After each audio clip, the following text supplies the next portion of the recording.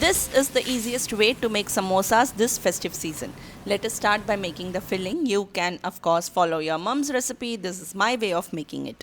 The base recipe remains the same. You will find the difference in the spice level, which I will explain shortly. Start by dry roasting cumin, fennel seeds and coriander seeds on low flame until aromatic. Allow it to cool and then coarsely grind it in a mortar and pestle. Now this does make a difference, my friends. So I feel instead of grinding the masalas in a mixer, when you pound it coarsely in the traditional way, it brings a lot of flavor in the recipe. Trust me on this one.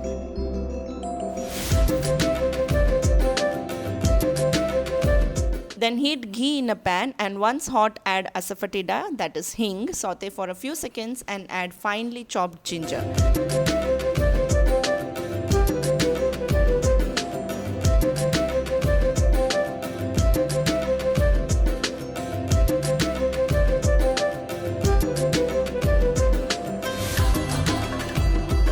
This is the stage where you would add green chillies as well, but my kids won't eat it, so I'm skipping it.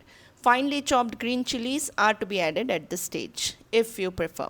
Once roasted, add Cashewnuts and raisins. These are totally optional but adds a nice texture to the samosas. These are usually added during weddings or festivities.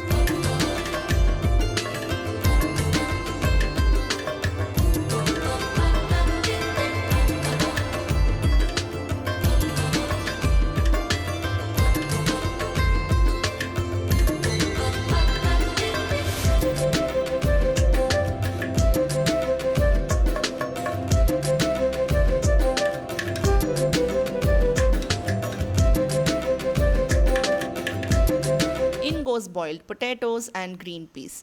As for the masalas, along with the freshly ground ones, we would also add black pepper powder and Aamchoor powder. Mix everything well. Do not forget to add the salt, of course. Cover and cook for a few minutes.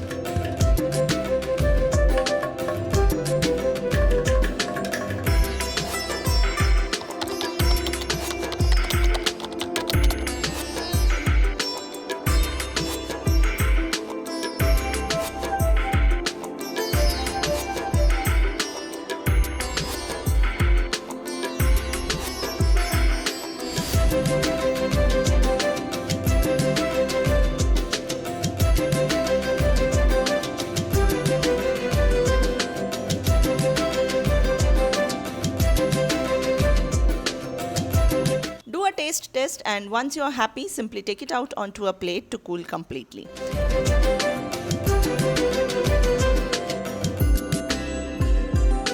Just checking on our puff pastry sheets, which I had left to thaw for a while. These are pre-cut ones, making it much more easier for us to use during the festive season. If you only get the large square ones, then cut them into 4 smaller squares. I'll leave a link to the one that I'm using in the description box below. Time to assemble. So onto a baking tray, I'm adding coriander leaves on 2 of the puff pastry samosas, then chutney in the next 2 and cheese in the last ones. Just checking to see which topping would look good and go well with the concept. Then a handful of samosa filling, no kanjusi here, okay? Finally, cover it all with the puff pastry sheets, press it down well and crimp it with a fork to secure and also for a neater look.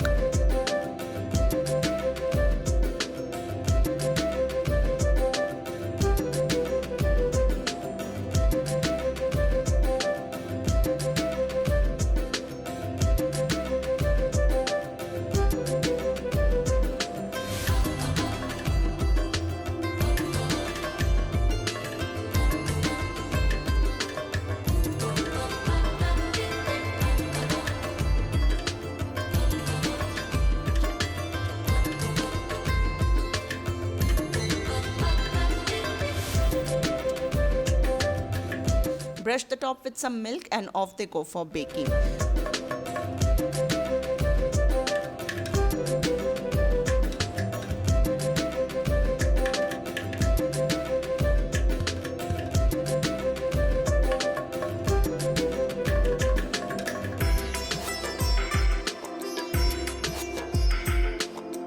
This is how it looks once baked. My personal opinion, the ones with the cheese looked stunning, but the plain ones tasted so much better than the cheese ones, just like a good old regular samosa with a crispy puff pastry base. Serve hot with chutney and make your Diwali memorable. I'll see you soon. Yes, we do have more Diwali recipes coming up, so don't forget to miss them. I'll see you in the next one. Until then, this is Sushma signing off. Take care. Bye bye.